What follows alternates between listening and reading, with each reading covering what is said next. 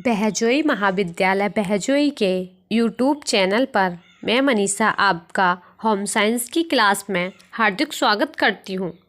यह class BA third year की गृह विज्ञान की छात्राओं के लिए है। पिछले वीडियो में हमने प्रसार शिक्षा का मनोविज्ञान क्या होता है इस बारे में जाना था। आज का हमारा टॉपिक है प्रसार शिक्षा के सिद्धांत यानी प्रिंसिपल ऑफ एक्सटेंशन एजुकेशन। प्रसार शिक्षा के सिद्धांत क्या हैं इस बारे में हम जानेंगे। प्रसार शिक्षा एक आधुनिक शिक्षण विधि है जिसके संदर्भ प्रमुख रूप से ग्रामीण परिवेश से जुड़े हुए हैं। ग्रामीणों की कुछ अनुभूत आवश्यकताएं एवं समस्याएं होती हैं। प्रसार शिक्षण द्वारा व्यक्ति को मनोवैज्ञानिक ढंग से उत्प्रेरित करके तथा उसके व्यवहार में परिवर्तन लाकर इन आवश्यकताओं की पूर्ति एवं निदान ढूंढने जाते हैं। प्रसार शिक्षा का मूल उद्देश्य मानव कल्याण है। किसी भी उद्देश्य की प्राप्ति के निमित्त विचार एवं तर्क द्वारा कुछ मतों या सिद्धांत स्थापित किए जाते हैं। इनके द्वारा किसी भी कार्य या उद्देश्य को दिशा निर्देश मिलता है तथा सफलता की प्राप्ति सुनिश्चित हो जाती है। ग्रामीण समुदाय सुखी हो, समृद्ध हो, समुद्ध हो, अपने परिवार में संतुष्ट हो। इन्हीं उद्देश्यों एवं संबंधित अन्य लाभकारी स्थितियों की प्राप्ति प्रसार शिक्षा का लक्ष्य होता है। प्रसार शिक्षा के सिद्धांत निम्न प्रकार से हैं। तो हम प्रसार शिक्षा के सिद्धांत के बारे में जानेंगे। प्रसार शिक्षा के सिद्धांत में हमारा पहला टॉपिक है अनुभूत आवश्यकताओं एवं रुचियों का सिद्धांत यानी principle of felt needs and interest. इसकी आवश्यकता एवं रुचियां क्या हैं इस बारे में हम जानेंगे। प्रसार शिक्षा का आधार व्यक्ति की अनुभूत आवश्यकताएं एवं रुचियां हैं। ग्रामीणों की समस्याएं अत्यंत जटिल हैं क्योंकि उनकी समस्याओं के समाधान अनेक प्रकार से बाधित हैं। प्रसार कार्यकर्ता का प्रमुख कर्तव्य लोगों की रुचियों एवं आवश्यकताओं को समझकर तदनुरूप सहज एवं उनके हल ढूंढना है। हर व्यक्ति अपनी आवश्यकताओं के प्रति सतर्क रहता है और उनकी पूर्ति के लिए जिज्ञासु होता है। कोई व्यक्ति जब उसकी समस्याओं को सुलझाने तथा उसकी आवश्यकताओं की पूर्ति हेतु उन्नत होता है तो परिस्थिति अत्यंत प्रभावकारी एवं विश्वसनीय हो जाती हैं। हमारी अगली हेडिंग है जड़ से आरंभ करने का सिद्धांत यानी principle of grass root beginning. जड़ से आरंभ करने का सिद्धांत क्या होता है इस बारे में हम जानेंगे। किसी भी समस्या के उन्मूलन के लिए यह आवश्यक होता है कि उसकी जड़ तक पहुंचा जाए तथा निराकरण के उपाय ढूंढे जाएं यानी उसके समस्या के उपाय ढूंढे जाएं। ग्रामीणों की समस्याओं को आर्थिक निरक्षरता, तकनीकी ज्ञान एवं आधुनिक साधनों की कमी जैसे तत्व प्रभावित करते हैं। समस्या की जड़ तक पहुंचकर ही कारण एवं निदान निकाले जा सकते हैं। कारण होते हैं आर्थिक समस्या, बौद्धिक, शैक्षिक, आवासिक, संसाधन समस्याता जैसे इनके संदर्भ होते हैं।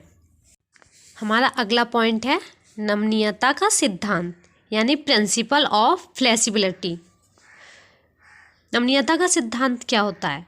प्रसार शिक्षण पद्धति में नमनीयता का विशेष महत्व होता है। विभिन्न परिवेशों, स्थानों, व्यक्तियों के निमित्त इसके स्वरूप में परिवर्तन लाना होता है। इसके अंतर्गत किसी प्रतिबद्ध पाठ्यक्रम का अनुपालन नहीं होता। जिस परिवेश, जिस स्थान अथवा जिस व्यक्ति के निमित्त कार्यक्रम चलाना हो उसी को लक्षित करके कार्यक्रम नियोजन किया जाता है। अतः प्रसार शिक्षण पद्धति में पर्याप्त नमनीयता का होना आवश्यक होता है। हमारा अगला पॉइंट है स्वेच्छा से शिक्षा का सिद्धांत यानी प्रिंसिपल ऑफ वॉलंटरी एजुकेशन। स्वेच्छा से शिक्षा का सिद्धांत क्या होता है इस बारे में हम जानेंगे। सीखने की क्रिया स्वैच्छिक होनी चाहिए। किसी प्रकार के दबाव में आकर किया गया काम स्थायी स्वभाव ग्रहण नहीं करता है।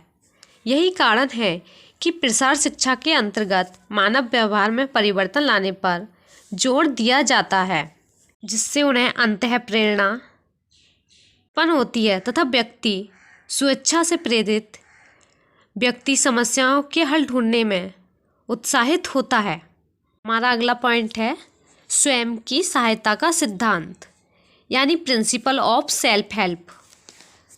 स्वयं की सहायता का सिद्धांत क्या होता है, इस बारे में हम जानेंगे। स्वतः प्रेरणा या अंतः प्रेरणा प्रसार शिक्षा का सार तत्व है। प्रसार कार्यकर्ता का मूल कर्तव्य व्यक्तियों को उत्प्रेरित कर आत्मोत्थान की ओर ले जाना है। ऐसा तभी संभव होता है जब व्यक्ति अपनी सहायता आप करे। प्रसार कार्यक्रम में कृषकों को खेती के उन्नत तरीकों से परिचित कराकर उन्हें स्वयं उन पद्धतियों के परिपालन करने को प्रेरित किया जाता है। हमारा अगला पॉइंट है कार्य निष्पादन द्वारा सीखने का सिद्धांत, यानी principle of learning by doing of performance. क्या होता है कार्य निष्कासन द्वारा सीखने का सिद्धांत, इस बारे में हम जानेंगे। जैसा कि ऊपर बताया जा चुका है कि स्वयं कार्य निष्पादन करके व्यक्ति अधिक सीखता है तथा वह जो कुछ भी सीखता है उसमें स्थायित्व होता है। यह प्रसार शिक्षण का व्यवहारिक पक्ष होता है। प्रसार शिक्षण एक सकारात्मक गत्यात्मक विधा होती है जो क्रियाशीलता पर आधारित होती है। खेती की नवीन पद्धतियाँ कृषकों को पाठशाला में बिठाकर नहीं बताई जाती, वरन उनके कार्यक्षेत्र तथा खेतों पर बताई जाती हैं और उन्हें स्वयं उनका अनुपालन करना होता है। हमारा अगला पॉइंट है संतुष्टि का सिद्धांत, यानी प्रिंसिपल ऑफ सेटिस्फैक्शन। संतुष्टि का सिद्धांत क्या होता है, इस बारे में हम जानेंगे। मानव जीवन में संतुष्टि अत्यंत प्रेरक भूमिका निभाती है। किसी भी कार्य से संतुष्ट व्यक्ति उस कार्य की निष्पादन पद्धति में तथा उन कारकों में विश्वास व्यक्त करने लगता है जिनके माध्यम से संबंधित जानकारियाँ उसे प्राप्त होती हैं। प्रसार माध्यमों की ओर बढ़ता हुआ विश्वास व्यक्ति को निश्चित रूप से समृद्धि एवं संपन्नता की ओर ले जाता है। स्वयं काम करके जब व्यक्ति लाभान्वित होता है तो उच्च स्तरीय संतुष्टि की प्राप्ति होती है। ग्रामीण क्षेत्रों में विशेष रूप से ऐसा पाया जाता है कि लोग जब प्रसार कार्यक्रमों के प्रति संतुष्ट होते हैं तो प्रसार कार्यकर्ता के साथ उनका अच्छा संबंध स्थापित हो जाता है। हमारा अगला पॉइंट है अभिप्रेरणा एवं प्रोत्साहन का सिद्धांत, यानी principle of motivation and encouragement. अभिप्रेरणा एवं प्रोत्साहन क्या होता है? भारत के ग्रामवासी सदियों से पिछड़ेपन का शिकार रहे हैं।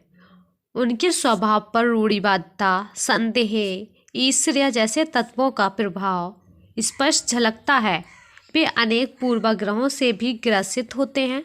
ऐसी मनः स्थिति में किसी भी परिवर्तन की कल्पना एक कठिन कार्य माना जाता है। यही नहीं, वयस्क व्यक्ति चाहे ग्रामीण हो अथवा शहरी, वह एक निश्चित स्वभाव के परिवेश में स्वयं को ढाल लेता है तथा बदलाव के प्रति सहज नहीं हो पाता। प्रसार कार्यक्रमों से ग्रामीणों का जुड़ाव सर्वप्रथम अनुनय द्वारा स्थापित करके ही प्रसार कार्यकर्ता अपने उद्देश्य की ओर अग्रसर हो सकता है। प्रसार शिक्षण में अनुनय, अभिप्रेरणा तथा प्रोत्साहन जैसे प्रेरक तत्व अत्यंत सहायक सिद्ध होते हैं। हमारा अगला पॉइंट है सहयोग का सिद्धांत, यानी प्रिंसिपल ऑफ कोऑपरेशन। सहयोग का सिद्धांत क्या होता है, इस बारे में हम जानेंगे। प्रसार कार्यक्रम ग्रामीणों के निमित्त बनाए जाते हैं। इनके कार्यान्वयन के लिए ग्रामीणों का सहयोग लेना एक महत्वपूर्ण शर्त है।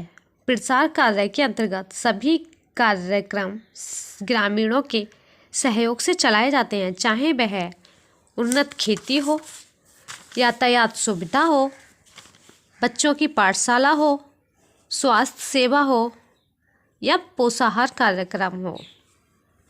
हमारा अगला पॉइंट है सहभागिता का सिद्धांत, यानी प्रिंसिपल ऑफ पार्टिसिपेशन। सहभागिता का सिद्धांत क्या होता है, इस बारे में हम जानेंगे। किसी भी कार्यक्रम में व्यक्ति अपनी भूमिका या अस्तित्व ढूंढता है तो वह जानना चाहता है कि कार्यक्रम में उसकी स्थिति क्या है और उसके द्वारा उसे क्या लाभ होने वाले हैं। लाभ की आशा होने पर ही व्यक्ति अपने को उस कार्यक्रम से जोड़ता है। जब घर में कोई समारोह होने वाला होता है तो हर सदस्य को कोई ना कोई काम सौंपा जाता है। इससे हर व्यक्ति उस समारोह की सफलता के प्रति प्रयत्नशील रहता है तथा अपनी भूमिका में उत्तरदायित्व समझता है। इस प्रकार के हम उदाहरण से समझ सकते हैं हर व्यक्ति उससे क्या लाभ होने वाला है, इस बारे में पहले देखता है। प्रसार कार्यक्रम, इन सब के लिए कोई ना कोई कार्यक्रम होना चाहिए जिससे उनकी सहभागिता हो सके। विभिन्न बाल विकास कार्यक्रमों, पोषाहार कार्यक्रमों, आंगनबाड़ी कार्यक्रम, स्वास्थ्य रक्षा कार्यक्रम इत्यादि में ग्रामीण महिलाओं की सहभागिता हो सकती है। ग्रामीण युवकों को महत्वपूर्ण संसाधन मानकर उनका सहयोग पाठशालाओं, वयस्क शिक्षण, विभिन्न श्रमदान कार्यक्रमों में किया जा सकता है। हमारा अगला पॉइंट है संपूर्ण परिवार तक पहुंचने का सिद्धांत, यानी principle of whole family approach. संपूर्ण परिवार तक पहुंचने का सिद्धांत क्या होता है? हर व्यक्ति किसी न किसी परिवार का सदस्य होता है। जो व्यक्ति अविवाहित रहने के कारण अपने एक पृथक परिवार की स्थापना नहीं कर पाते, वे भी अपने जन्म के परिवार के सदस्य अवश्य होते हैं। सामाजिक संरचना में परिवार का स्थान केंद्रीय है। जिस प्रकार सभी वस्तुएं व स्थानों में केंद्रीय भाग का विशेष महत्व होता है, उसी प्रकार संपूर्ण समाज में परिवार का केंद्रीय स्थान होने के कारण भी इसका सामाजिक संगठन महत्व होता है। ग्रामीण उद्योगों में परिवार का हर सदस्य योगदान करता है। कृषक कार्यों में महिलाएं 50% से अधिक कार्य निपटाती हैं। हमारा अगला पॉइंट है धीमा किंतु सतत विकास का सिद्धांत, यानी principle of slow but continue development. धीमा किंतु सतत विकास का सिद्धांत क्या होता है? शीघ्रता के साथ संपन्न कार्यक्रमों का भविष्य संदिग्ध होता है। तेजी के साथ आए हुए बदलाव प्राय स्थायी प्रकृति के नहीं होते हैं। प्रसार शिक्षा का यह सिद्धांत है कि विकास की गति भले ही धीमी हो किंतु अनवरत होनी चाहिए। प्रसार कार्यकर्ता को किसी क्षेत्र में कोई कार्यक्रम चलाने में जल्दबाजी नहीं करनी चाहिए। क्षेत्र विशेष के बारे में पहले अच्छी तरह समझना चाहिए। वहाँ के लोगों के स्वभाव का अध्ययन करना चाहिए तथा उनकी समस्याओं की विवेचना करनी चाहिए। हमारा अगला पॉइंट है सांस्कृतिक परिवर्तन का सिद्धांत, यानी प्रिंसिपल ऑफ कल्चर चेंज। सांस्कृतिक परिवर्तन का सिद्धांत क्या होता है, इस बारे में हम चर्चा करेंगे। प्रसार कार्य द्वारा सांस्कृतिक परिवर्तन आना अवश्य है। सांस्कृतिक परिवर्तन को शिक्षा, यातायात के साधन, औद्योगिकरण, आर्थिक संपन्नता, राजनीतिक चेतना जैसे तत्व प्रभावित करते हैं, जो प्रसार कार्यक्रम के भी अंग हैं। प्रसार शिक्षा मानव विकास पर आधारित है।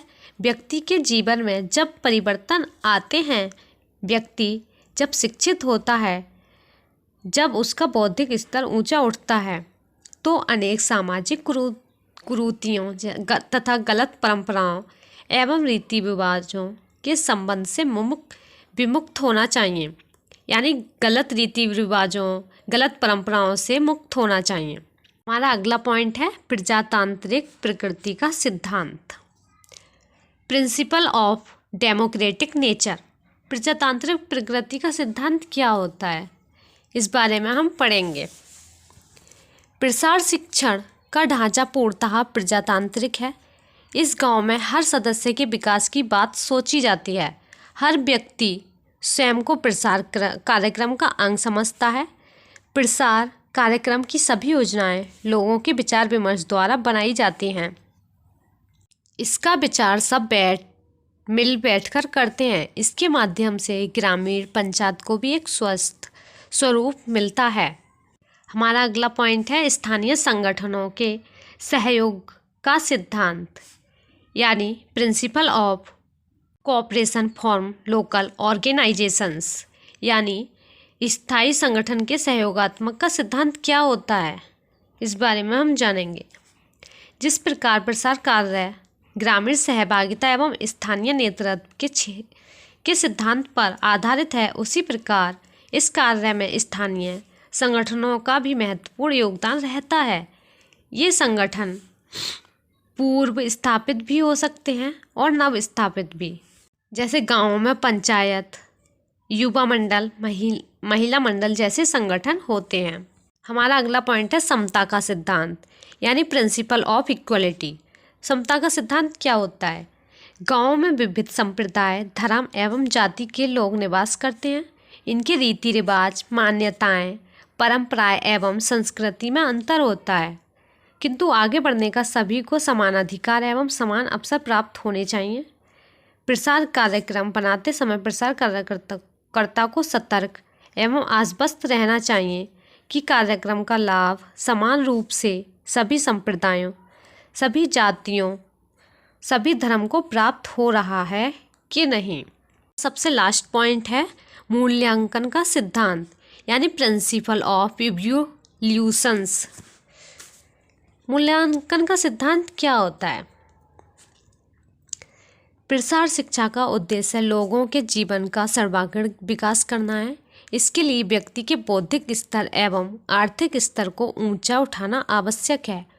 उसके दृष्टिकोण एवं मनोवृत्ति में वांछित परिवर्तन लाकर उसकी कार्य दक्षता को प्रभावित किया जाता है।